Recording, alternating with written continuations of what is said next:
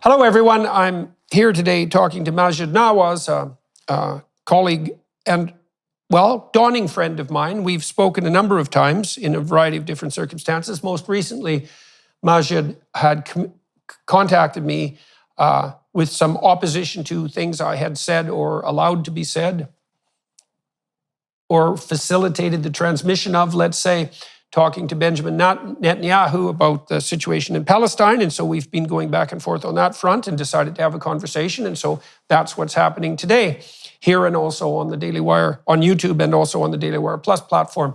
Maajid Nawaz is a British anti-extremist political commentator, activist, and podcast host.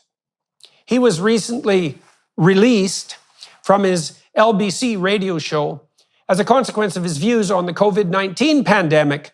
He wasn't really in favor of the mandated vaccines and has roots as one of the original named members of the hypothetical intellectual dark web, along with characters such as myself, Douglas Murray, and Ben Shapiro, among others. Good to have a chance to talk to Maajid again today.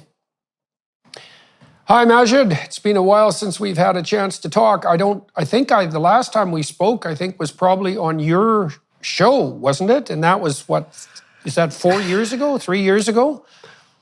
Thank you for remembering. I was very proud to be the first national broadcaster to conduct a long-form interview with you in Britain on the national airwaves, a job I was since cancelled from. But it was around the time of your own incredibly interesting conversation on Channel 4 when what became a meme, of course, from there, if you remember, was, so what you're saying is, and your responses to that persistent question basically were the stuff of legend. So it's a pleasure being here again with you, Jordan. And as I said, thank you for remembering that we had that conversation. They had some sound issues. Oh, yeah. It's still on YouTube and people can still catch that. And it was before the world went mad, I think, even though we could probably both see it was on the way to going mad.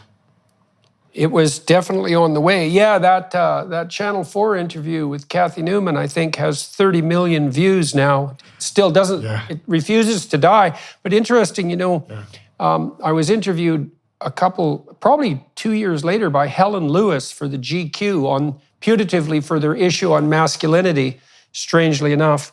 And that interview, Helen had more tricks in her bag than Kathy Newman, and that interview now has 60 million views. And so, but they're both reflections of the same underlying surreal strangeness that we see ourselves constantly surrounded with now.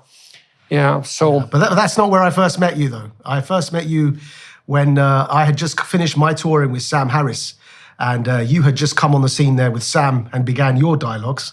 And I was in the audience, actually, for some of those, especially the ones in London. And again, thank you for having us at your recent London event. Usman and I, my brother Usman, that you met. We were very happy to see you there as well. We met, I think, with Douglas Murray, didn't we, at that point, for a dinner? We had dinner. Lunch? Yep. Yeah. Tammy was there. Douglas was there. You were there. And I think it was in his London flat the time that he had. And we had a lovely conversation then as well. Yeah, it's been a while. It's been many years we've been in touch, but this is, I think, the first time we've sat down on your show. And it's actually, I'm very happy that we're doing this because I think the time is, me too. It's a good time. Yeah. So for everybody watching and listening, I've been corresponding with Maajid for the last couple of months trying to set this up. And a fair bit of that has circulated around the Abraham Accord issue that I've been speaking about and the Israel-Palestine situation. And so I thought we might as well hash that out to begin with. And so I'm not exactly sure how to begin that. Maybe I'll start by talking about my experience on the Abraham Accord front, and you can tell me, what you think about that, and then we'll dive into the weeds. So sure. I was very ill for a good while from 2000 and even 2018 when I was on tour, but it got really bad by 2021. I was kind of out of commission for about 3 years. And when I started to spring back to life, some people in my circle alerted me to the emerging fact of the Abraham Accords, and I started to keep an eye on them and was very struck by what was happening, the fact that this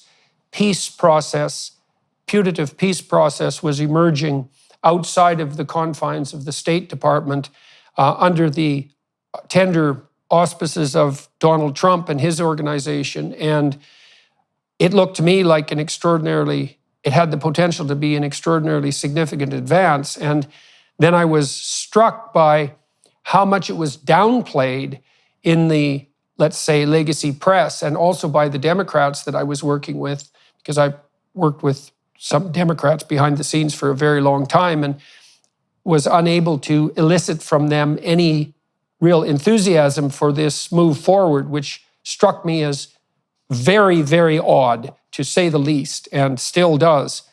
And since then, I've investigated the process by which the Abraham Accords were negotiated with a number of the people who were directly involved, including the former Israel ambassador to the U.S. and the American ambassador to Israel, and still am of the opinion that this looks like an avenue to something approximating peace in an area that has been characterized by very little peace for a very long time. So in any case, that's the situation on my front. And we've exchanged a bit of email about that topic. And I'm very interested in your views about the Abraham Accord and about, to the degree that you regard that as relevant, about my involvement with publicizing it.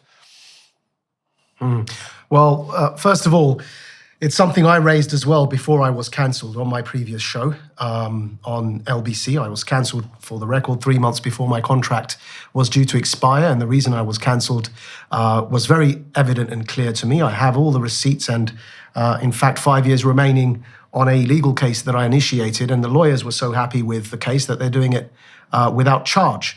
And my basic point was that I was cancelled for raising COVID mandates, being what I believe one of the greatest crimes ever committed or attempted to be committed against humanity. And I objected to the mandates and refused as a conscientious objector to take from the booster shot onwards. Having been coercively injected in prison against my will, I thought that it was absolutely unacceptable for the state to put me back in that position. Because everything I had been fighting for since up until that point, including on LBC, and this relates to the Abraham Accords question you've just asked me, Jordan, was for universal peace and love. And with the background that I have, which I won't go into now, it's well known, and if anyone wants to catch up on that, they can watch my other interviews. But with the background I have, I thought it was particularly important for me to reach out to all communities in peace and extend a hand of peace. We say salamu alaikum when we meet people. And I did so with, and I don't need to go over that as well. The track record there for the last decade, what I've been doing is very clear. It culminated in my dialogue with Sam Harris, Islam and the Future of Tolerance, and that turned into a film. So when the Abraham Accords came about, in that spirit, Jordan, of course, you'd expect me to want to give peace a chance. And my views in reaction to that are on the record. They're all there online. Again, before my job was cancelled, in fact, clips were uploaded of me embracing the opportunity for peace. What I'd like to say in response to your question, but I think it was necessary, that preamble was necessary, because I think peace, and though it must be embraced, it has to be, regardless of power dynamics, I believe it has to be presented, the opportunity has to be presented as if we are speaking to equals. And I don't mean equals in terms of physical strength, war capabilities. I mean human equals. I mean cognitive equals. I mean spiritual equals. And for that reason, I'm probably, again, a caveat for what I'm about to say, I'm probably one of the most vocal Muslim voices in the West who has advocated for giving peace a chance. Considering my background and where I've come from, I have every excuse not to want to give peace a chance when it comes to how the world has treated certain people, including me, in the past. But I think it's really important that we have to fight for peace. And one of the ways that it's possible is, regardless of material power dynamics, we approach the so-called adversary, who's really a mirror of ourselves, as an equal. And the reason I mention that is that there's certain language around the entire question of the Middle East And it's what I think I gave you a bit of a telling off. I'm sorry, Jordan.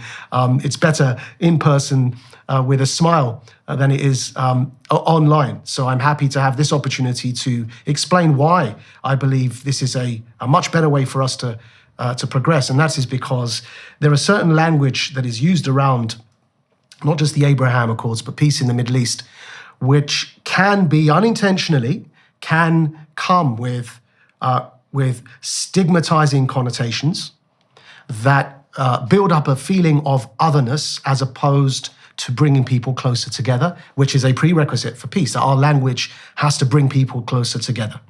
If our language is stigmatizing while we're saying that we want peace, then unfortunately, that's not the behavior of somebody that wants peace. That's the behavior of somebody who wants to blame the adversary for still being angry while they've extended a hand of peace. And the only persons that have the ability to do that are those that have the material power, in other words, the luxury, to be able to afford speaking in tones that are divisive while saying, I'm extending a hand in peace. So a person that has nothing but their dignity to try and defend in any war situation will only ever expect people to address them as a cognitive and a spiritual equal on a human level. So when I say language, you're no stranger to this, Jordan, because of your own expertise and what, in fact, has led you to prominence around the world, because you understand the importance of language and context and symbolism and tradition. So I would love to revisit this question of language, actually, as we continue speaking later on. But for now, I'll just say the example, because I think it goes all the way back to the oral tradition and why it's important to remember before the written word how language was received and given, which I'm sure you're aware to what I'm alluding in terms of the Semitic tradition as well. But we can come to that later. For the moment, what I'd like to say is, right down to, if we want the Abraham Accords to work, right down to the adjectives we use to describe it. As I said, I've probably done, with respect, and I don't mean this to be in any sense arrogant, Jordan. I don't mean to boast, and I don't mean to put you down. I've probably done more than you for peace in the Middle East. That wouldn't surprise me in the least. And I've suffered for it. And so take this from a brother who says it to you, that I think that, for example, when we say things like Judeo-Christian civilization, when we know for a fact that historically, all of the philosophies and the principles that we cherish so dearly in our small s open societies, because I don't want to endorse Soros's program of open society. So all of the principles and values we endorse in our small o and small s open societies were protected, cherished, and then translated by the golden era in the Middle East during the time of the ancient caliphates. And we know the heritage of Andalusia, Islamic Spain, and the way in which the philosophies were preserved from there, how Maimonides and others emerged from there. And we understand, therefore, that part of this equation, Judeo-Christian civilization, it's a deliberate amputation of a limb, not to include Muslims within that conversation. And so Abrahamic is more inclusive. But I've noticed people increasingly use Judeo-Christian civilization when talking about challenging the woke, for example. Another problem there is that what does that lead to? Why am I raising that? Because the othering, words for me, I believe, are spells. And when we cast spells, we create feelings in people that receive those words. So when we speak in those terms, that excludes one key element of that from that conversation, though, of course, I know I'm a British citizen and I'm welcome here in this discourse. If it's a Judeo-Christian civilization I'm expected to assimilate into, then I will always be the other. And I will always be approaching this discourse from an outside perspective and will be heard as the other by those on the inside. But if we understand that our civilization isn't only Judeo-Christian, and in fact, right down to algebra coming from Al-Jabr, Al-Khwarizmi, who invented the concept, the cipher or the zero either coming from the Sanskrit in Indian or from the Arabic numerals. I could go on and on. If we understand that, then there's no way that philosophically we could ever find ourselves in a position where, whether with thought or not, there's no way we could ever raise a question that erases the existence of a people. And that's what I believe happened when you spoke to Netanyahu. I believe the attempt to erase the existence of Palestinians. I believe the attempt to present the squatter analogy, in other words, as was expressly stated in that conversation between you and Benjamin Netanyahu, that this was empty land, had no occupiers, and therefore when we arrived, like the squatters in an empty property, we immediately have right over this land. And that recognizes absolutely no claim for Palestinians. I believe that's exclusionary language and doesn't aid the spirit of what's called the Abraham Accords. It, in fact, denies a people. And last thing I'll say, Jordan. Last thing I'll say very quickly. Sorry. Please. Go ahead. It's not a new point. It's not a new point. So when we do that, of course, how do we expect Palestinians to receive that language? If they receive it being excluded, that leads to reaction. In other words, anger. It leads to a separation, not a bringing together. And I acknowledge one thing, by the way, that the term Palestinian in our language is a modernist term. So I'm not getting stuck on semantics. I'm saying that there were an Arab people there as well, and they must be acknowledged. Whether you want to call them Palestinians, whether you want to call them Shamiyin, Levantine, today they happen to be in the area that is within Israeli military authority called the West Bank. Today they happen to say, okay, we're Palestinian because this is the ancient land of Palestine. I prefer not to get stuck on semantics. I know Netanyahu's argument is, but there was no such thing as Palestine. There was no such thing as Israel before 1948. There was no such thing as Pakistan, my parents' country of origin, of which I have a national ID card. I'm not dismissing or lowering or belittling any country, yeah? So we have to, I think, acknowledge identity so that we can have the conversation, the spirit for which Abraham Accords, the spirit for which it was named. I hope that makes sense.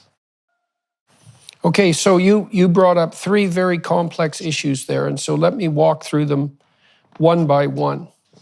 So one of the things that has struck me very positively in my life in the last 5 years is the fact that the work that I've done, particularly with regards to the elucidation of the meaning of Genesis, has attracted a very large number of Muslims. And I'm very happy about that. And I've completed a number of podcasts with Muslim thinkers, I would say across the entire spectrum of Muslim thought, not comprehensively, obviously, but people ranging from pretty traditionalist, I would say Muslim fundamentalists, to people who are as liberal on the Muslim side as it gets. And then also critics of the Muslim tradition like Ayaan Hirsi Ali, trying to understand more deeply the situation that we find ourselves in. And I need to say a couple of things. I mean, I'm extraordinarily ignorant in relationship to my understanding of Islamic culture. It's a closed book to me in many ways. I've done what I could to rectify that, but it's very difficult to come to an understanding of your own culture, much less to try to claim expertise in the niceties of someone else's culture, especially when it's an extraordinarily diverse culture. So, I'm stumbling around in a sea of ignorance. And I would also say the same thing with regards to the situation in Jerusalem. I mean, I was just in Jerusalem a couple of months ago for the first time. And one of the things you learn very rapidly if you're in Jerusalem for even a few days is that place is so bloody complicated that it's amazing it's not on fire all the time. And so, and clearly it's also the case that whenever there's ongoing conflict, like there is in the Middle East, it's because the situation is so complex that no one and everyone has a handle on it. No one understands, and that's why it descends into warfare. There's no agreement on what the realities are, and so people fight. And so the problem with commenting on that or putting a toe in the water is that the probability that you're going to say something stupid and the certainty that you're going to eat by piranhas approaches 100%. So now, having said that, I would also say that I'm very sympathetic to your notion that there's something very important to accomplish here in the next 10 or 15 years on the Abrahamic side. So you said that the notion of Judeo-Christian culture is exclusionary, and then you outlined a variety of problems with that. And that's an extraordinarily complicated problem, because I do believe that there are affinities between Christians and Jews and Muslims that are very, very deep. And they're particularly important right now because Muslims, Jews, and Christians have more in common than any of the members of those three groups have in common with this woke ideology that's pervasively sweeping the planet, that poses an equal threat to all three of those groups and whatever civilization might be founded on their joint and separate contributions. And the fact that Muslims, Jews, and Christians are squabbling amongst themselves in the rubble while the idiot woke ideology rages madly out of control is counterproductive, to say the least. And so, on the religious front, the Abrahamic religions share the belief in the centrality of the book. They share a fundamental monotheism. And then after that, well, then differences that are difficult to reconcile start to emerge, and no one really knows how to deal with them. So, obviously, one of the problems on the religious front with regards to Jews, Christians, and Muslims is conceptualization of the figure of Christ and also of the figure of Muhammad. And no one knows how to sort that mess out. And what you get are dogmatic insistences on both sides, with the Jews taking a completely different perspective. And, wars have been fought for hundreds of years or even thousands over exactly those issues. So I do believe there are important historical, what would you say? There's an important history that unites us, and there's an important body of conceptions that unites us on the religious side, in the broad West.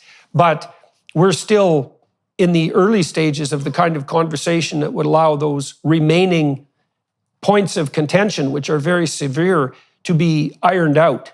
But to your point, what that at least implies in part is that language that is predicated on the assumption that the central civilizing tendency in the West is only Judeo-Christian, well, that brings with it a host of potential problems like the ones you outlined. And then you talked about the Netanyahu conversation with regards to the Palestinians and their erasure. And that's extraordinarily complicated as well. And maybe I'll make a case for my viewpoint, or the viewpoint that I tentatively hold at the moment, and you can tell me what you think about it. Sure. Okay, so clearly having the Palestinians drawn centrally into the process that's unfolding on the Abraham Accord side is desirable. Now, let's see if we can figure out some of the impediments to that. One impediment for me is that it's very convenient for actors outside of the immediate locale of Palestine and Israel to ensure that the conflict rages untrammeled for as long as possible. And it isn't obvious to me at all that the Palestinians have been well served by their own structures of governance. And I think that's partly because the tradition of democratic governance is not well founded in many places in the Middle East, and because, as I said, it's very convenient for bad external actors to ensure that the conflict with Israel rages unabated. And then I would say I'm also sympathetic to the Israeli claim for a variety of reasons. And let me lay those out. And I don't know how those can be pursued without being, well, also taking into account the fact that this is unfortunately done not infrequently at someone's expense. The founder of Zionism rightly observed that there was a dawning wave of vicious anti-Semitism in Europe that was going to be incredibly destructive. And that was definitely the case. And then it was the case that the West, in the guise of the UN, let's say, decided that the establishment of a Jewish state was going to be, all things considered, something like a universal good. And it's definitely the case that the establishment of that state has been incredibly problematic, but that one of the consequences is that there's a flourishing nation in that area now that is doing quite well economically and on the governance side, and that has become powerful enough economically and morally, I suppose, but at least practically, to be regarded as a worthy ally by the countries that have signed the Abraham Accords. And what that has meant is that the Palestinian situation is still unaddressed, and the catastrophes that are associated with that still playing themselves out. And it isn't obvious to me at all what can be done about that. Now, your point was, well, one thing that could be done is not to exclude the Palestinians linguistically or practically, and I would say fair enough, but I don't know how we address the bad actor problem, which is partly the fact that it's pretty damn convenient for people who are anti-Israel in the most fundamental sense to keep the Palestinian conflict raging for their own particular narrow self-interest. And that's a true impediment to peace. It was also a true impediment to peace that the bloody State Department has insisted for the last 70 years that there's no possibility whatsoever of moving even incrementally towards peace in the Middle East without a full solution to the Palestinian problem, which the people who established the Abraham Accord demonstrated in a very short period of time was a preposterous claim. So, okay, so let's go from there. I would much rather see the Muslims and the Jews and the Christians, what would you say, arm in arm together on the monotheistic front. That'd be nice. But how the hell we do that, that's... Yeah. Well, listen, you mentioned you entered this debate from the Abraham Accords onwards. So forgive me if I assume that, but that's what I gathered. If it's wrong, I can assure you I've been living this debate for my entire life. I have been to Jerusalem and the West Bank to Ramallah and to Tel Aviv and up and down the country to the Golan Heights and down into the south. I've been on the Egyptian side of the border with Gaza. I have been right into the various sites there. I've prayed there in the Masjid al-Aqsa and the Qubbat al-Sakhra.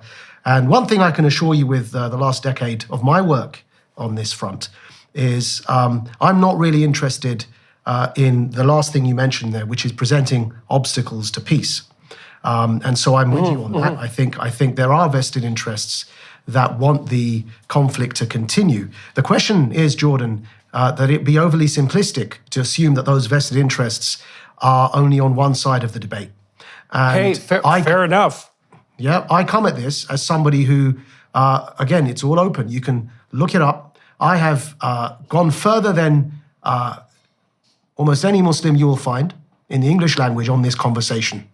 And I refuse to go any further because I find the people purporting themselves to be partners speaking the language of alienation, demonization, and exclusion.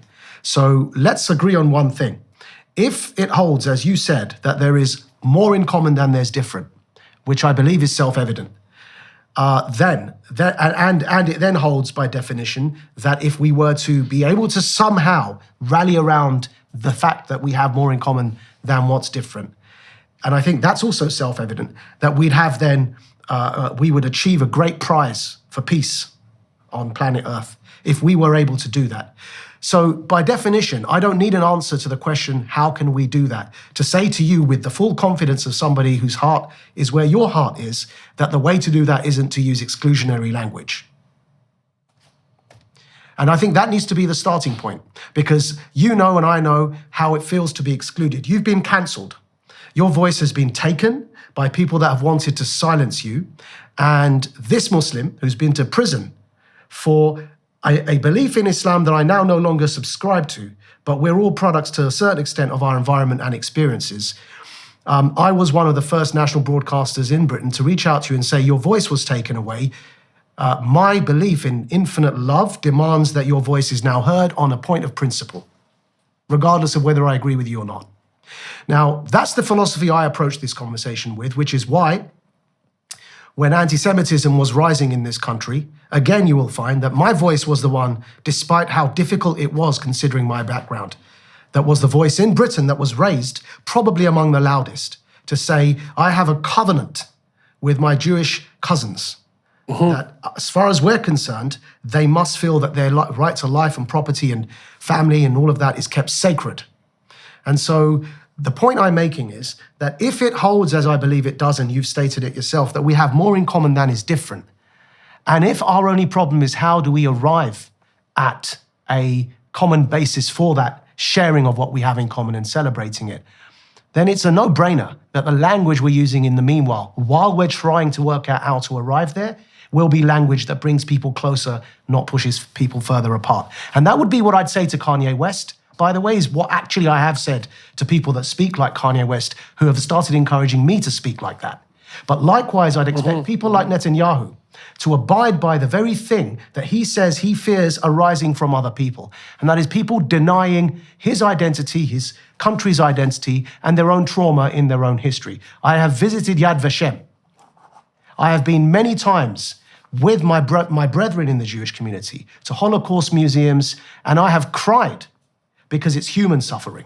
Just like I cry in the mosque when I'm asking Allah to elevate suffering in Turkey and Syria right now with the thousands and thousands who have died in the earthquake. It's human suffering.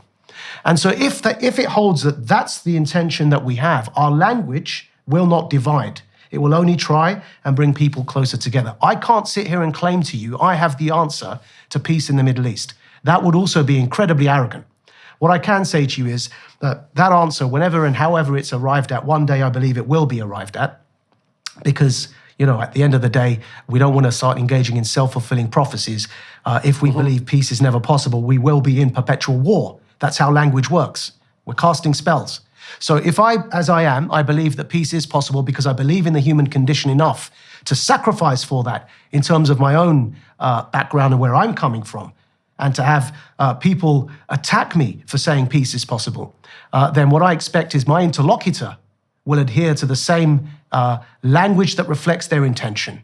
I believe you're a smart man. I believe you're understanding what I'm saying, but I believe that there are vested interests on both sides of this war because there are people that believe in the Hegelian dialect. They've subscribed to dialectical materialism. What they want is conflict to create change. We know Klaus Schwab subscribes to that. He calls it Build Back Better after a great reset. And the way that they bring change is by encouraging division. This dialectical materialism was created by materialists, and they understand that if they want to advance their interests, they need to pit groups against each other. The British Empire did it in the name of divide and conquer.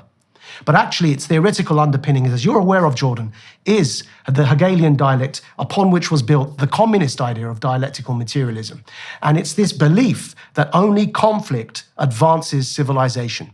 Now, that conflict can come in many forms. At this month's One World Government Summit, which was also happened to be, I believe, hosted in one of the countries that is subscribed to the Abraham Accords, the speakers, Klaus Schwab and the usual suspects, told us that they believe shocks to planet Earth are what are required to bring about the great reset that they are pursuing. Those shocks that they're talking about, whether it's a cyber blackout, whether it's the COVID mandate period and the shocks depriving us of our civil liberties, those shocks in the form of net zero carbon targets where they want to enslave us within 15-minute zone cities as if we're serfs, those shocks are designed to bring about conflict and riots so that they can create change through this dialectical materialism. Now, there's people that subscribe to that methodology on the Israeli side of the debate, which is hence Pfizer being a major culprit with the Israeli government in all of this. The Israeli government, today it's just been released, some documents that name the 3 ingredients in those COVID mandates, but there are also people, of course, on all sides of the debate, not just the Israeli side.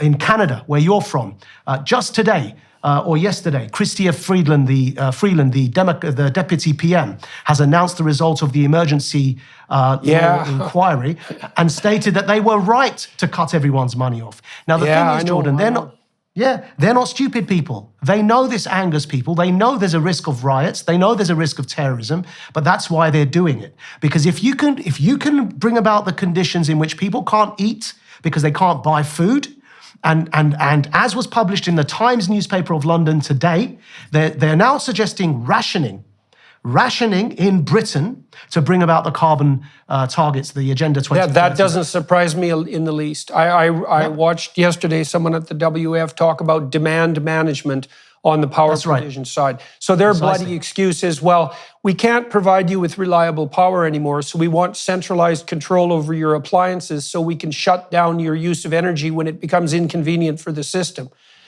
Now, we've got to understand why they're doing this, Jordan, though. They're doing it so that the conflict increases on both sides. That's why you're noticing polarization go up everywhere, not just on the Israeli side of the debate, on the terrorism, so everywhere there's polarization because that's their method for change. And so we've got to be careful. We're not being useful patsies for dialectical materialism by using language that continues the divide, increases the divide, rather than bring people together.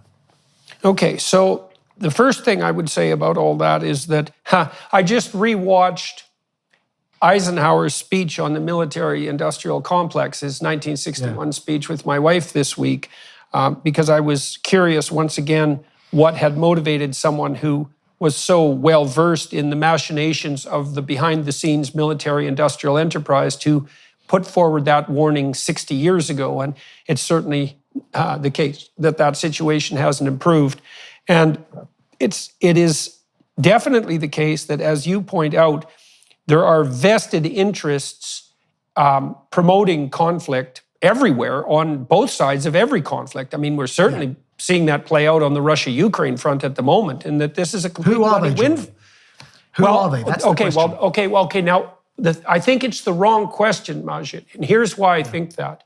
Okay. So, well, there's this idea that is deeply rooted in Christian traditional thought of the idea of principalities. And a principality, I'm going to think about it psychologically instead of religiously. Sure. So what we're in at the moment is a war of idea networks. And an idea network has an animating essence. So you see that reflected in the use of terms such as zeitgeist, the spirit of the times. And you see that the animating nature of a set of ideas, when you look at photographs from different decades, you see how styles move and shift everybody across the decades. And that becomes very evident as you move away from the decades. I mean, people in the 60s didn't think they looked like people in the 60s, but you could sure tell now that they did. And that's partly because we're all imitating each other all the time, and we're all striving for consensus, and we're all possessed by webs of ideas that happen to be au courant during the time and place that we happen to be born. And we have a rat's nest of postmodern / neo-Marxist ideas operating behind the scenes at the moment that is rooted in a corrupt enlightenment. And it's rooted beyond that in an envious spirit of Cain-like vengefulness that's ancient. And that system of ideas tends to act like a conspiracy. And so imagine that so with one of my graduate students, just before I got canceled as a professor, we undertook a formal statistical evaluation of the universe of politically correct ideas. Okay, so here were the questions we were trying to answer.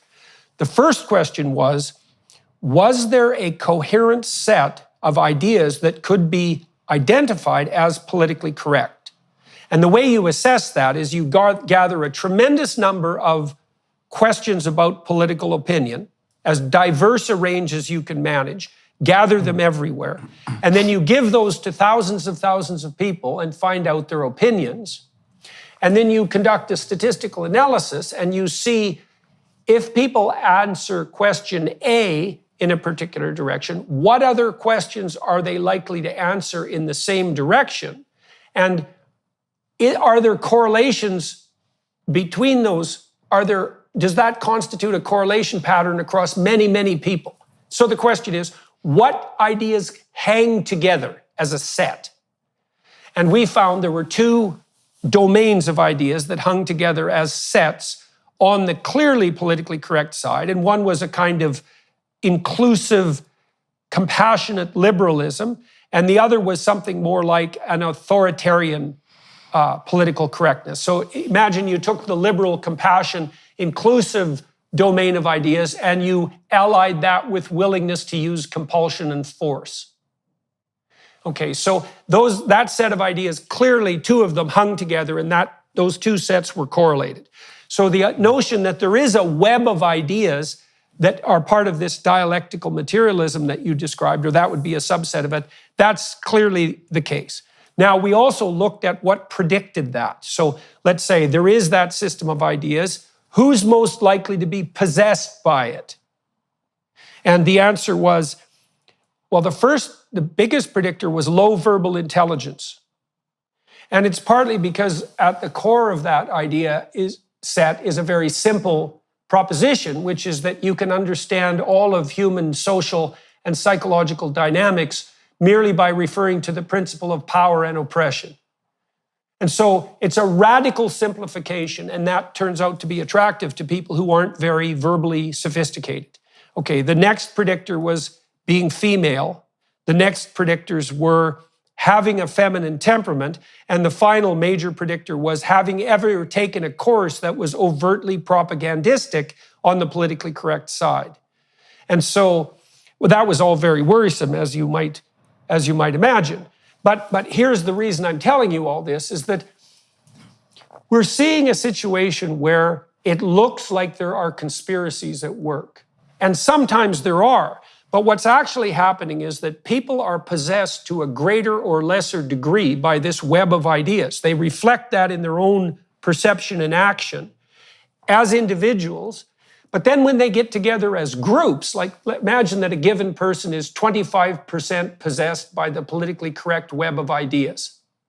But then you get 100 people like that in a room, let's say at Davos, and then you have the whole web of ideas, and it has an animating ethos, like it looks at the world in a certain way and is aiming at certain ends. And then that entire system of ideas works to promote that. And it can do that. And writes books promoting it. And writes books promoting it. Yes. Speeches promoting it. Yeah. Absolutely. Well, and it also means that it can operate in a distributed manner, because to the degree that any given person is possessed by some fraction of those ideas, they'll go off into their own domain and agitate on behalf of the idea system, and that's a principality. And that will act to further the entire catastrophe. And really, the entire idea system, in its most fundamental element, it's an idol. It's a false idol. It's a false religion. So can I say, I agree with everything you've just described. I think it's a beautiful way of describing what I was alluding to.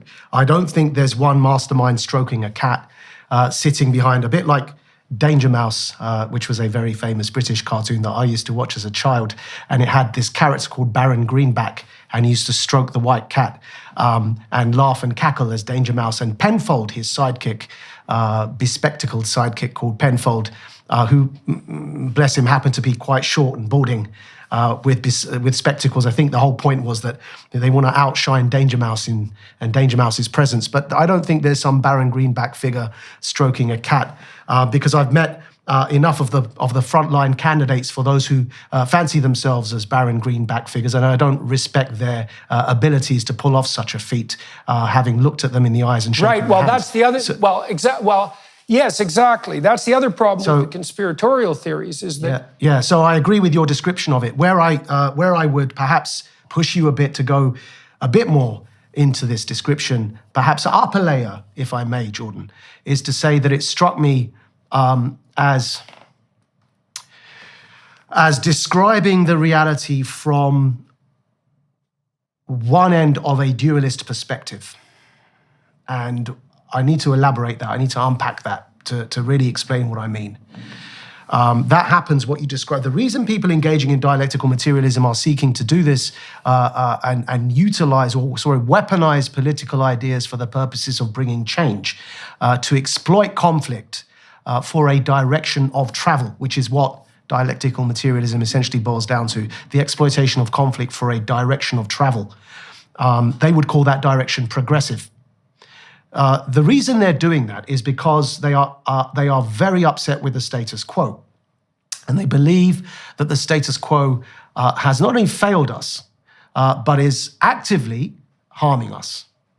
Now, the problem I have with what you said isn't what you said. Again, I emphasize I agree with everything you said. I just believe you described half the picture. The other half of the picture is everything you said is also being done by those to whom it's being done to. In other words, those engaging in woke political activism, cancelling, they're reacting to the way in which the machine, the state, has such a power hegemony over them that it also, by the way, believes that the ends justify the means. Let's not pretend that when the state in Canada shut off people's money, that it doesn't believe the ends justify the means. And the problem here we've got is that we've got people resisting the status quo, opposing it with something just as absurd, because what the vision they want to get to, equality, not equity, results in tyranny. But what they're opposing also has an element of the absurd in it, because we saw some of that with the unbridled corporatism that is on display through the big pharmaceutical companies and the way in which they're prepared to kill human beings for profit. Now the problem here, that's why I said it's what you've described in my view is a critique of half of the problem. And if we can zoom out here and understand that this whole thing is caught in, the entire thing's caught in problem, reaction, solution, right? And if we understand then that the problem here isn't the proton or the neutron, but actually both of them recognizing they're part of an atom, you know? And if they understand they're part of an atom, if they understand they're part of one whole, then perhaps they won't approach the world's problems through a subject-object lens, an othering, through a perspective of my grievance, my pain, my victimization is valid and yours is invalid because you're the one doing it to me. That's subject-object, it's separation. And I believe that separation is at the root cause of all of this. If we could understand that, in fact, we were all, in our own ways, one part of an indivisible whole. There is no single center in a sphere, for example. Every point on a sphere is its center, and yet it's still a point, right? If we look at the world in a different way, I think that we could escape this trap, because the problem I've got isn't just with the woke people, Jordan, and I'm very happy with your work on that front, and I think that more so than most other people I can think of, if not all other people I can think of, your interviews on that front have been game-changing, and I congratulate you for that. But my problem is a lot deeper than that. My problem is what I'm calling the machine. It demonstrated its power. Now, COVID mandates and the imposition of mandatory injections against a population and being told that we would lose our jobs, for example, we would remain locked in our homes unless we consented. That's not a woke thing to do. In the caricature of the sense of the woke idea that we have in our heads. That, to put it candidly for you, that is the state flexing its muscles and demonstrating that it can do what it wants because it's been captured. The second part is my analysis of it, because it's been captured by corporate interests. And in this case, they are big pharmaceutical corporate interests. So we've got, I think we need to understand that they're also engaging in subject-object. They're also engaging in otherizing. And I think that's where the problem begins. And therefore, of course, the solution isn't political. The solution isn't in any way short-term. This is a long-term solution to heal what I believe has become a global problem of human beings living in a state of permanent psychosis or separation from the life source. Separation from being connected, infinite love, an externalization of the other. And that's happening across the board, which is why we're seeing polarization. I can't think of a time in my lifetime, and I'm younger than you, I accept, that I've seen a polarization this severe around the world. And that's because everyone is the victim and everyone else is their oppressor. All right, so I would say the most sophisticated metaphysical solution to that problem of externalized oppressor narrative is it's the spiritualization of that. So let me walk through that very carefully, and you tell me what you think about it. So there's this idea. It's very difficult to know where to start this. So there's this idea that's laid out in the story of Genesis, in the story of Adam and Eve, that the garden that human beings inhabit is permanently co-inhabited by a serpent. And that serpent is the eternal predator of mankind. You can look at it biologically, and you can look at it, for example, as reflecting the fact that mammals and reptiles have been in conflict for 60 million years. And you can look at it as a reflection of the fact that snakes themselves have been the enemies of us and our tree-dwelling ancestors since time immemorial. And you can look at it as a reflection of the fact that human beings are subject to the ravages of predation, and that's particularly true of infants. And so part of our mammalian heritage, as well as our spiritual heritage, is the fact that we can be prey animals and that we always have to contend with that. Now, the question emerges from that, and this is a very deep metaphysical question: what is the essence of what's predatory, and then what is the best response to the fact of that essence? And so what happens in the corpus of Christian thought surrounding the story of the serpent in the book of Genesis is that the serpent there becomes assimilated to the figure of Lucifer and Mephistopheles, to the figure of Satan. And Satan, this is Milton's take in particular, Satan is identified with the serpent. And now what that means is that the image of Satan symbolically is put forward as the most apt representative of the predator. And so here's how it might go psychologically in terms of depth of insight. So you want to protect your children from actual natural predators. And you could throw snakes into that category, and wolves, and just the animals that would pose a predatory danger. But then that isn't the only predator. And it's not predator as such. It's a specific predator, a snake or a bear or a wolf. It's not the concept of predator or predation as such. And then you might think, well, you need a more global and coherent representation of predator, and that's what a dragon is. A dragon is a meta-predator. It's a cat, it's a snake, it's fire, it's a predatory bird, all entangled into one image, and that's the image of the predator. And the great mythological stories of the hero confronting the dragon is the human being taking a stance against the predator. But the greatest dragon isn't merely a dragon.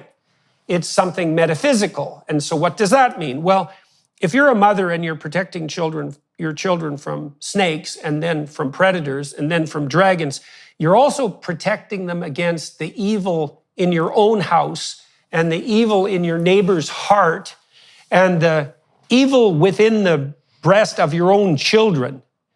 And that starts to become something increasingly metaphysical. And the final transmutation of that idea is that the most profound battle against the predator is the battle that's undertaken within. So you say, well, we shouldn't other and exclude. We shouldn't other people, and we shouldn't exclude them. We shouldn't look for a convenient place to put Satan. That's the danger that René Girard has pointed to with regards to the idea of scapegoating, is we want to offload the moral burden onto those we regard as essentially demonic in their motivation. We want to be on the side of the good by offloading that. We want to do that without doing any of the work. And that's part of the motivation for using exclusionary language, when the proper attitude is to take on the apocalyptic nightmare of separating the wheat from the chaff inside our own spirits, and to clean ourselves, so to speak, so that we're no longer unwitting agents possessed by that predatory spirit. And that makes it into a psychological process rather than something we have to act out in the world. And my sense at the moment is that we're all making that decision. We're either going to undertake this looming transformation as a psychological enterprise, or we're going to play it out as fate in the world. That was Jung's diagnosis, by the way, at the end of the Second World War. And so your attempts right now to engage with me to say, well, let's not use exclusionary language and dump all the moral culpability onto someone else, the Palestinians, for example, because we're just playing into the hands of those that are engaging in this conspiratorial possession. I think that's all true. It's murky and it's difficult to straighten out, but it's true. And one more thing, and then one more thing on one of the points you made. So you talked about the use of fascist collusion to further what looks like something even more extensive than the woke agenda. Now, I also agree with that, and this is where my thinking, I would say, tilts more towards the classical left, is that the left has always been good at pointing out the dangers of corporate gigantism. But what we're seeing now is an emergence of gigantism that's not merely corporate. It's corporate, governmental, and media all coming together at the utmost levels of the power hierarchy, all devoted towards something like the imposition of stricture and the use of compulsion and force to produce something like this revolutionary change that you've been alluding to, mostly motivated, at least hypothetically, by the stated desire to save the virginal planet from being ravaged at the hands of the industrial nightmare. And so that's all going on behind the scenes at the same time. Yeah, well, they're all, unfortunately, Jordan, they're all dancing to the same tune on all sides of this debate. And that's why I said essentially it comes down to this subject-object problem or dilemma, because you've got valid critiques on both sides. I'm not too offended by the communist critique of capitalism, and I'm not too offended by the capitalist critique of communism. My problem is when the communists say, we've got the solution and you're going to have to follow it. Or when unchecked corporatism says everything's for sale, everything's a product, and you shouldn't regulate. And to the extent where these days, as you know, Jordan, if you've been following, even trafficked children are for sale. So I think the problem is that there is legitimate critique on both sides of the other. But because there's a subject-object problem, the solution each side is proposing is otherizing of the people that they see as their adversaries. And that's the classic dilemma. Let's put it, whether it's the political compass you're going to use or the political horseshoe, even the symbolism of the cross is this. You've got the left and the right and the up and the down, but that makes the whole. We've got to have a way to look at the world by first looking at ourselves in a holistic way. So if we can step back from subject-object, and the problem really began with the advent of writing, where this shift in psychology began occurring, the Kali Yuga period in India, for example. I am an Arabic linguist. I come with a particular love in my heart for the oral tradition of the classical Arabic language, Lughat al-Arabiyyah al-Fusha, which is the closest language surviving today that has a continuous heritage, because Hebrew from the Aramaic family of languages had to be revived. But the closest living language to Yeshua's Aramaic is Quranic Arabic. And perhaps Amharic as well, you could argue as well there. But I think that this is why I reflect on this subject-object issue a lot, because the Bedouin culture was a very oral tradition. And what happens is when you put words into letters on a page, I think you engage then in the kind of inversion that leads to the subject-object otherization. Because those words that I say are spells, those words that we use, they had a context in which they were allocated to the thing they were used to describe, or the verb, the action that was said to be done. They had that context there. The minute we put them down on paper and then memorize them and allow the analytical mind to process their meanings, whether we like it or not, it's impossible to ever rediscover the experience that was there in the oral tradition for how the words were used in their proper context. Now, there's loads of examples for this, but I'll give you one example. In Arabic, often the word haram is translated to mean prohibited. Nothing could be further from the truth. And by the way, as you would know, again, from my own history, I include common, everyday Muslim translations of the word. I'm not here to say this is an Orientalist problem.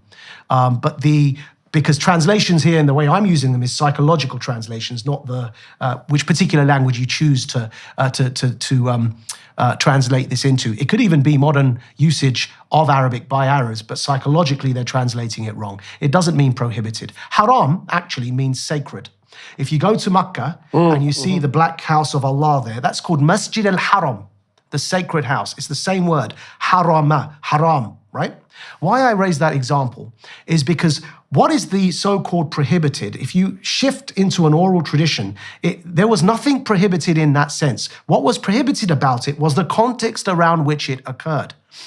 So sex outside of a sacred partnership, and I use that word again on purpose and not the word marriage, just to drive home the point I'm trying to make, Sex outside of a sacred partnership is the very same act, but in one context it's sacred, i.e. harama, sacred. In the other context it's haram, profane.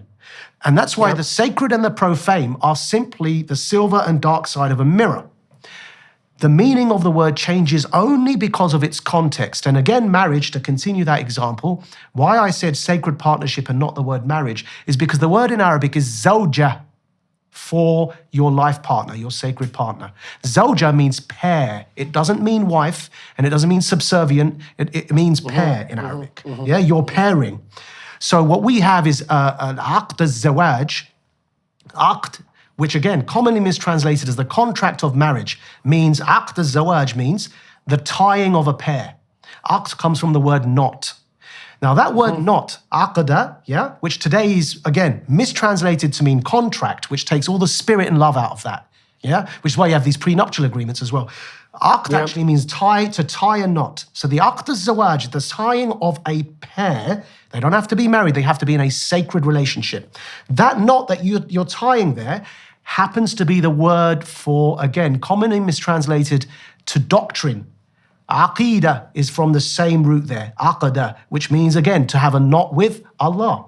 So you see how the context around those words are fundamentally different. We've lost that context because we've lost that oral tradition, which is why you and I agree that traditionalism can go a long way to restoring and healing those wounds that the overly analytical mind has inflicted upon itself by what we lost when we lost the oral tradition. Why is all of that relevant? Because, and forgive me for the long anecdote there, linguistic anecdote or hermeneutic anecdote, why all of that, in my view, is relevant is because it comes back to the problem we're speaking of. Once we take words out of their context and put them on paper, and I'm no Luddite, so I'm not saying the written word should never have been invented. The Prophet Muhammad, may blessings be upon him, didn't write the Quran down. It was never written down during his lifetime. It was actually collected on stones and leaves. And it was the third caliph, Uthman, who collected it in one book, which is why today it's called Mushaf Uthman. The one that you know and that everyone sees as the Quran is called Mushaf Uthman. That was only brought about and collected during the third caliph, during the caliphate of or the successorship. Again, a word very mistranslated. Caliph means successor to Allah and His Messenger. That's all it means in the temporal sense, because no one can succeed him in the prophethood.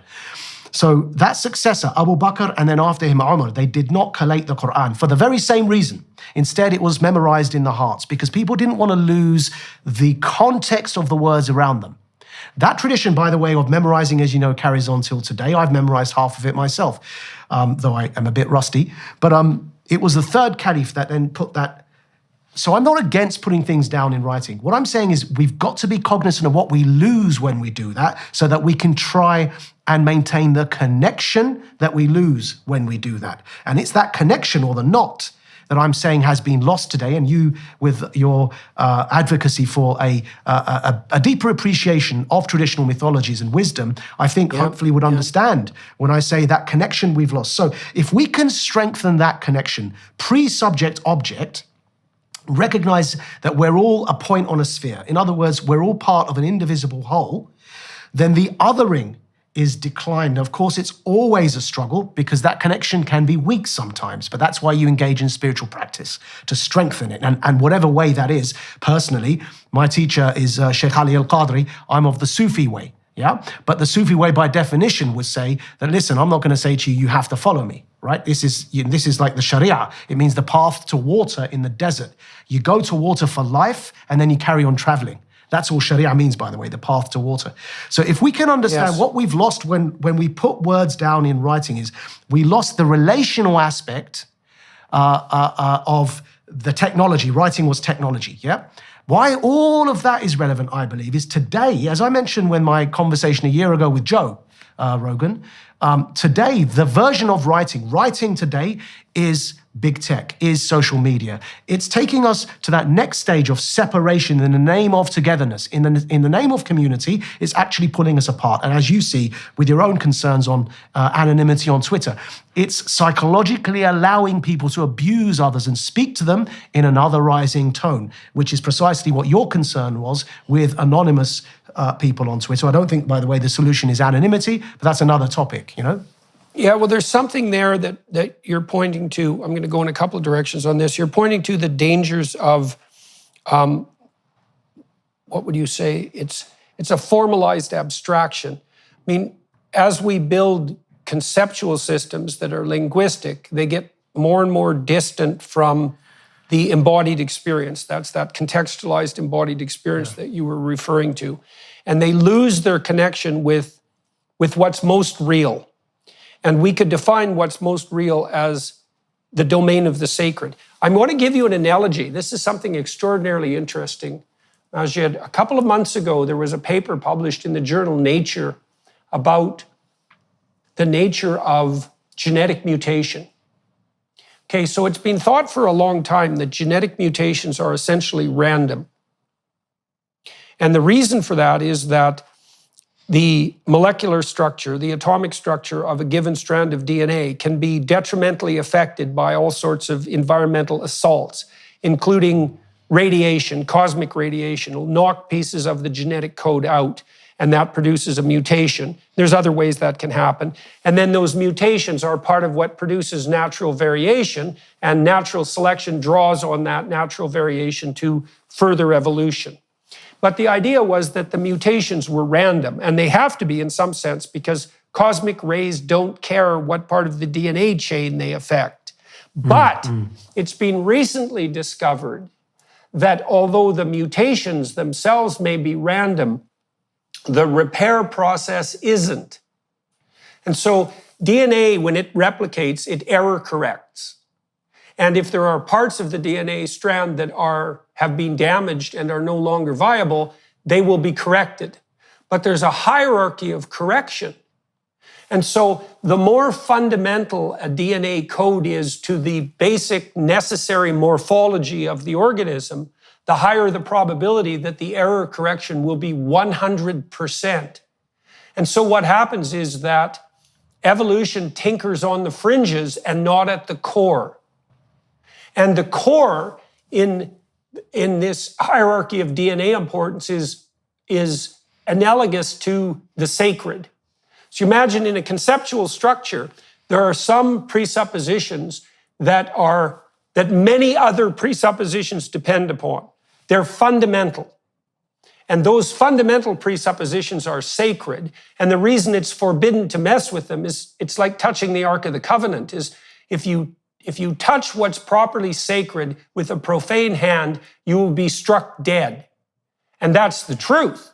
Now, the question is, what's validly sacred? Now, the Enlightenment types would say everything's equally up for grabs, but they don't even abide by that principle in their own investigations because, for example, someone like Richard Dawkins holds it as holy, the notion that the truth will set you free, and that the cosmos has a logos whose investigation will enlighten and further our struggle forward.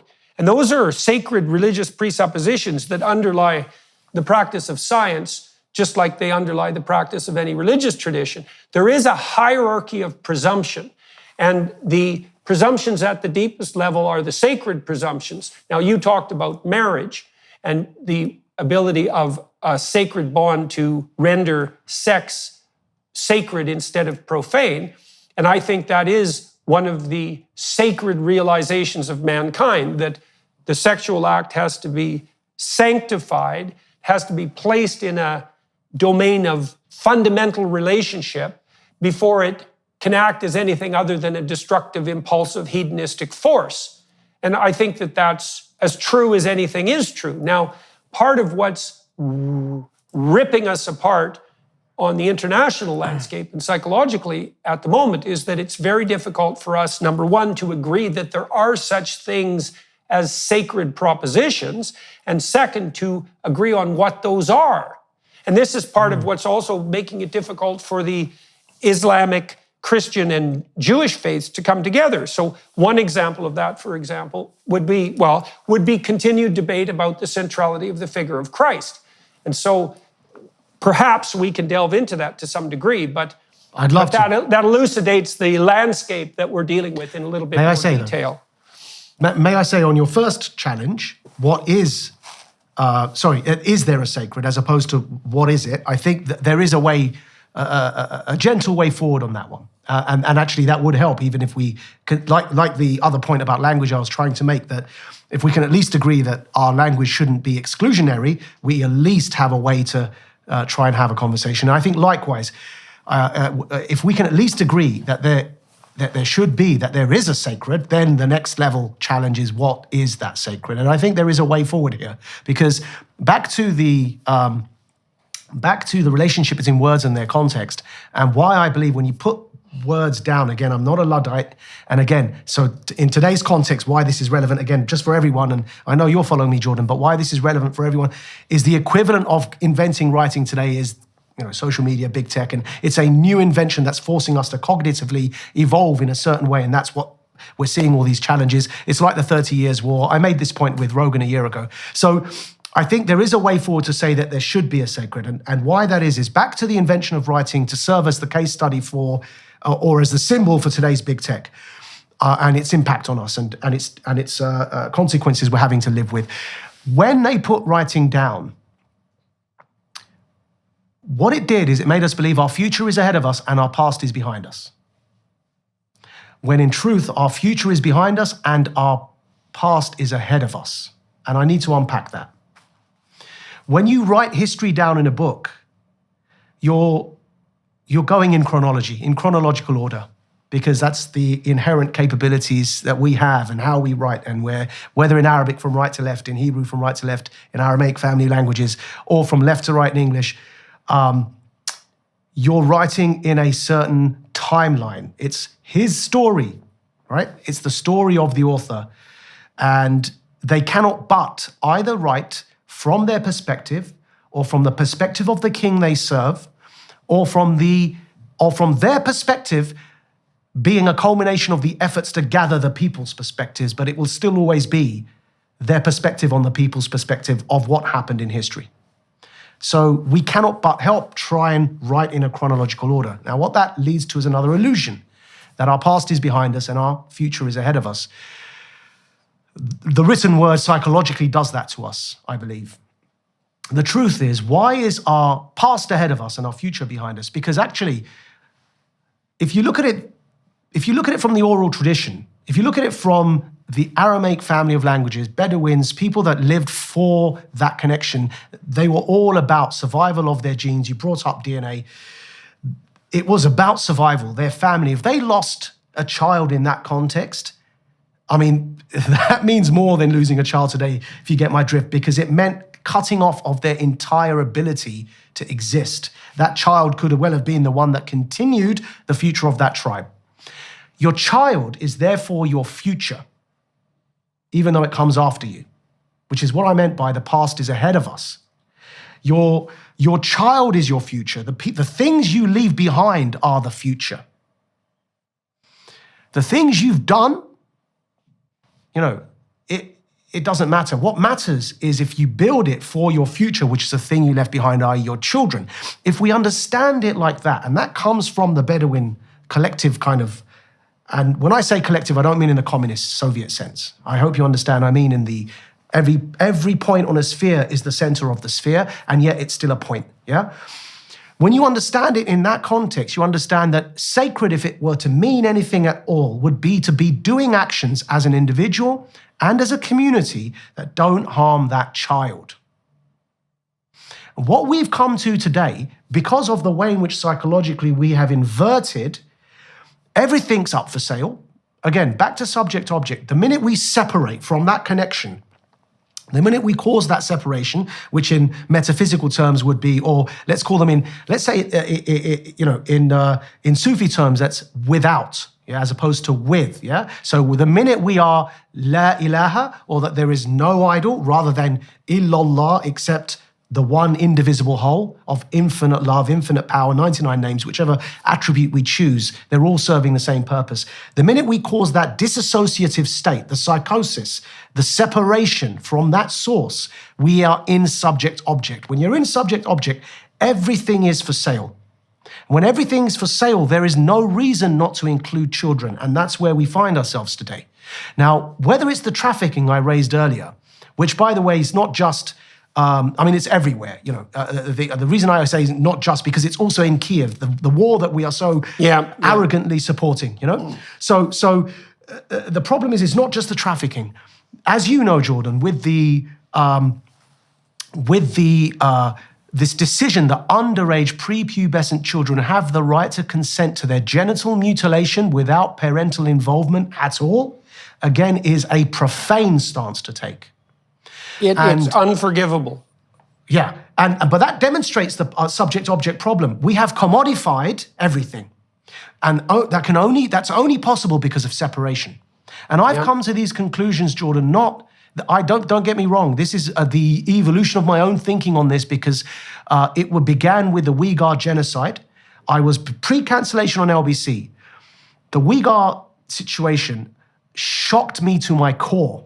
And I saw a coming technocracy and how it can enslave an entire people. And then when COVID hit, I had already, because I don't know if you followed any of it, and forgive me again, this is not to boast in any way, but I did a 4-day hunger strike for the Uyghur Muslims, complaining of the Chinese Communist Party's treatment and disrespect of their heritage. They could have been Tibetan Buddhists. They could have been Chinese Christians.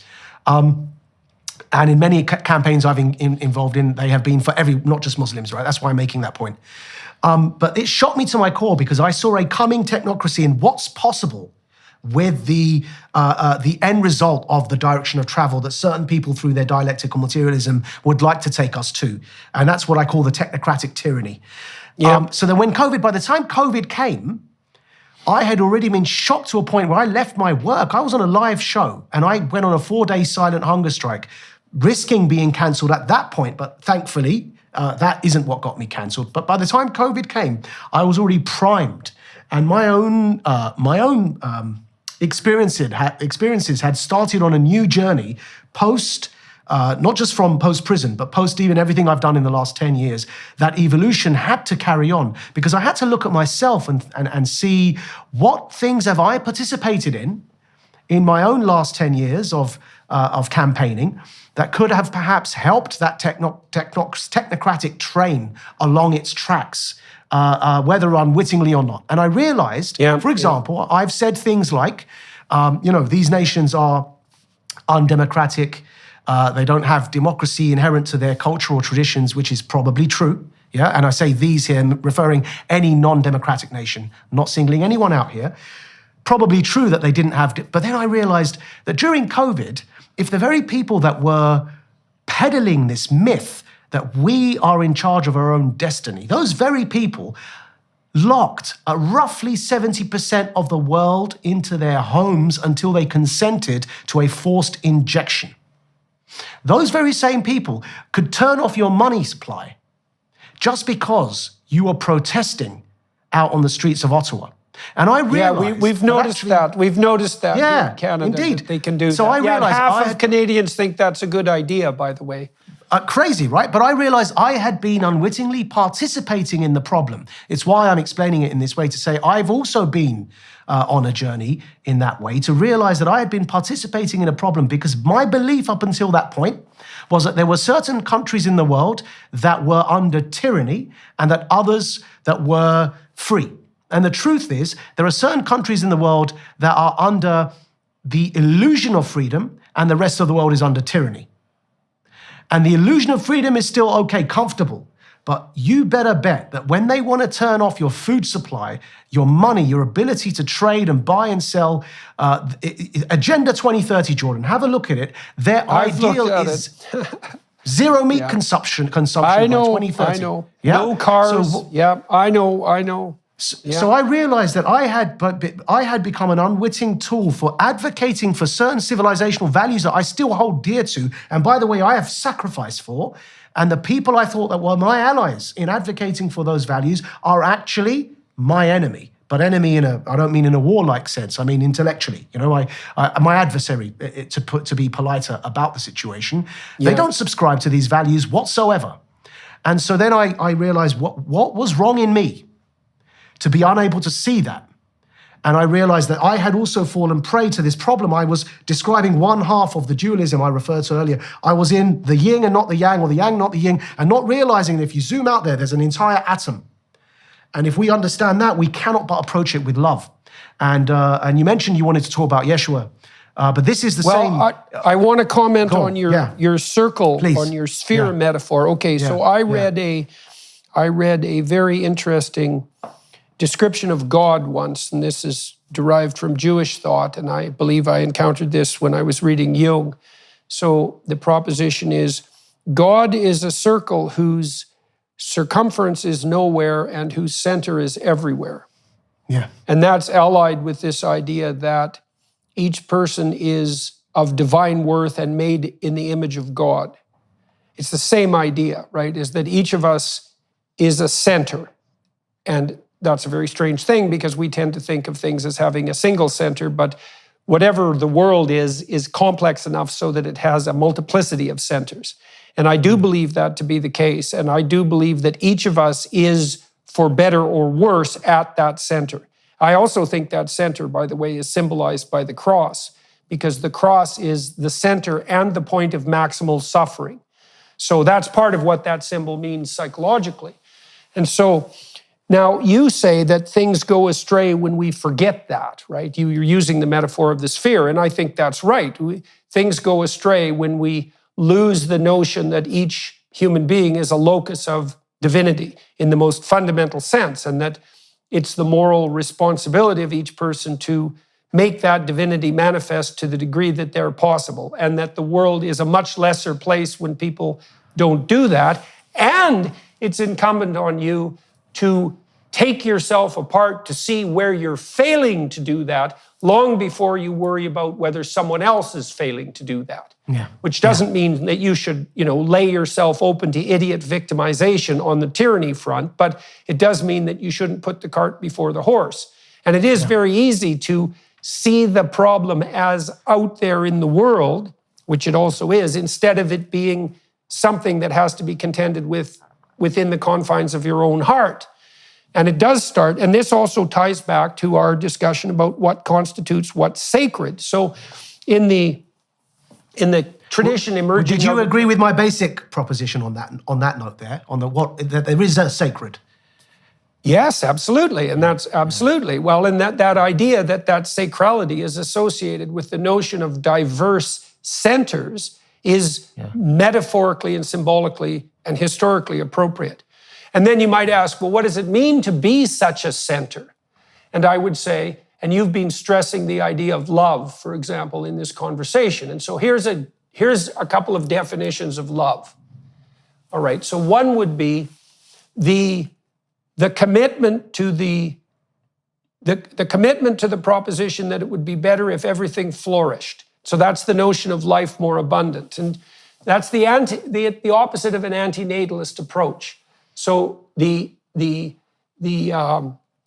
sacred approach that insists upon the centrality of each individual is predicated on the idea that existence itself is fundamentally good if existence is operating according to the principles of love and according to the principles of truth. So you see in the Genesis story, for example, God uses the divine word to create order out of chaos. And the divine word is honest, but also devoted towards love. And the idea is that words spoken in that spirit bring about the order that is good and transmute the cosmos as a consequence. And that each of us is doing that wittingly or unwittingly, worse or better, with every word we speak. And that's partly why the idea of the logos, which is the divine word, is so central, particularly to Christian thought, but obviously also to Islamic and Jewish thought, because there's a tremendous stress laid on the sacrality of the word. But this is why. It's because the word spoken properly produces a cosmos that's habitable and good. And that's the fundamental sacred principle. And I think it's just true. It's true metaphorically, traditionally, it's true scientifically, it's true at every possible level of analysis. And then it's incumbent on people to act in accordance with that. And it's incumbent on our political and economic organizations to organize themselves in, what would you say, in a manner that's commensurate with that individual sacrality. That's also the source of our idea of individual right. It's not state granted, which is something insisted upon by Enlightenment rationalists.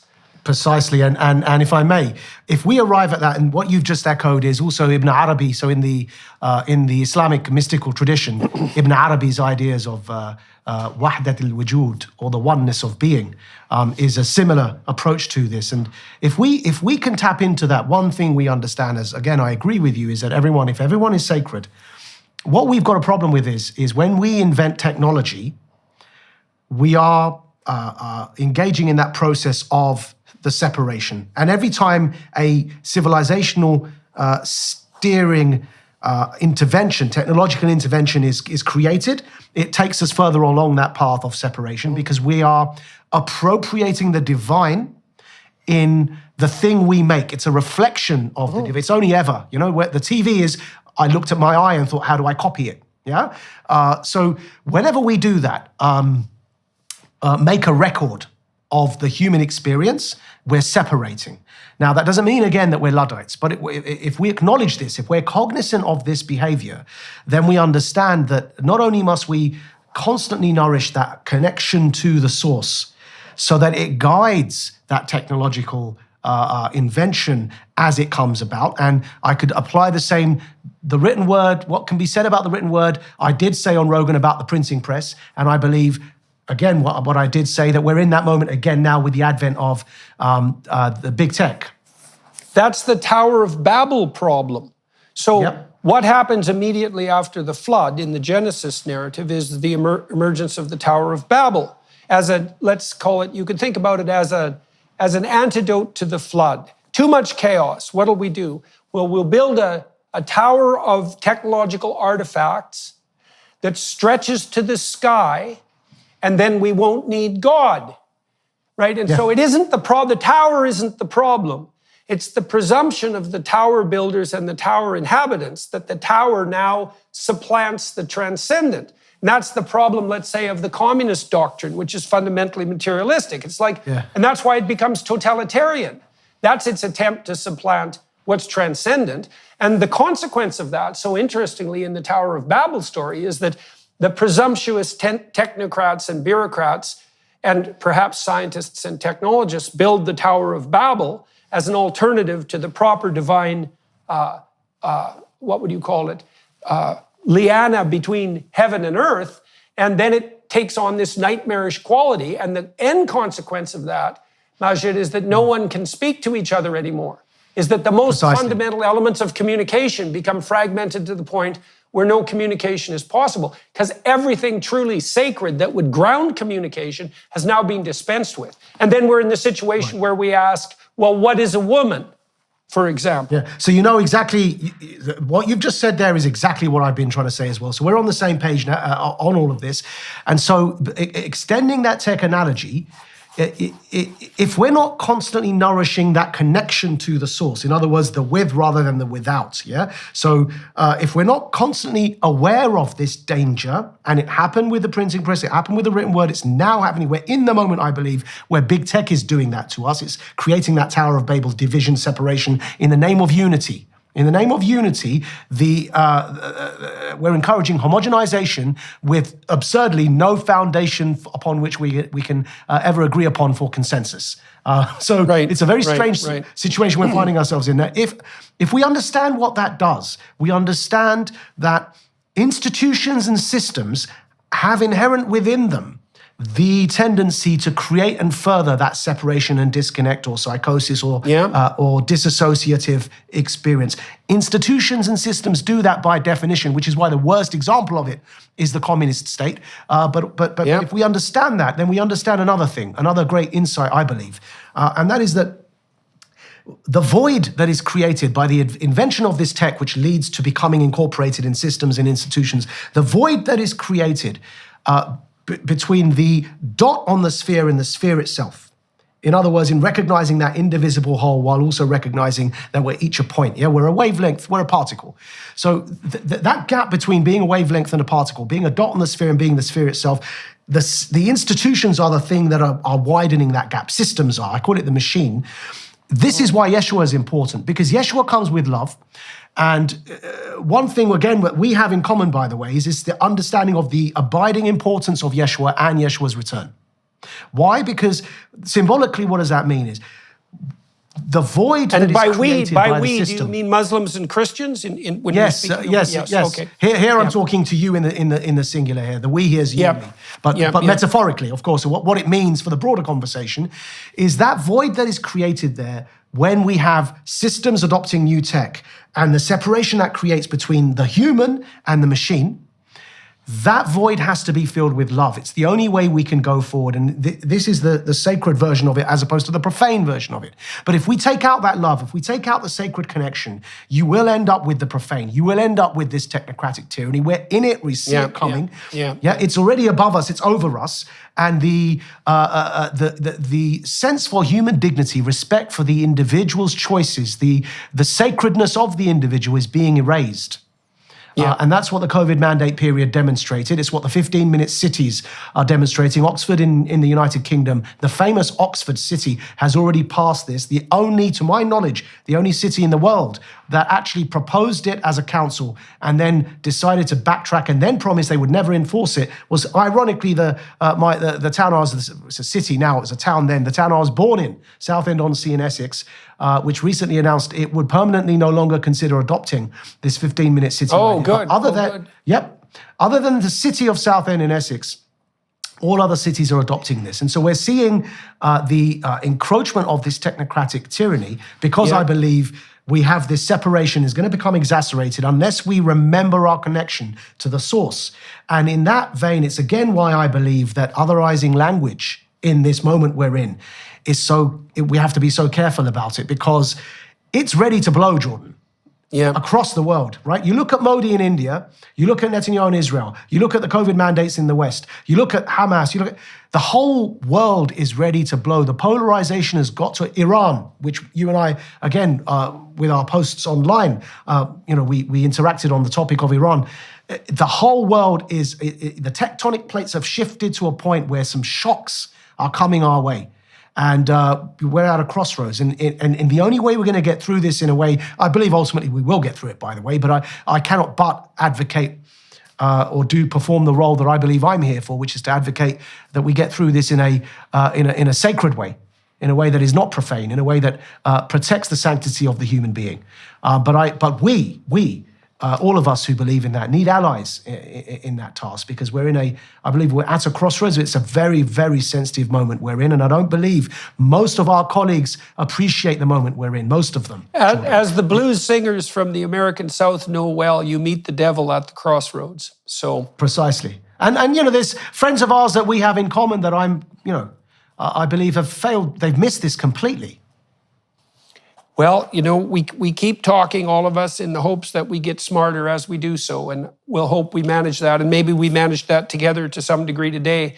We're out of time on the YouTube front here, and that's a pretty good place to end, even though obviously we could keep talking endlessly, which is pretty much what both you and I do. And so I hope we get a chance to pick this up again in the not ridiculously distant future. I'm coming to the UK in April. Maybe we could meet then.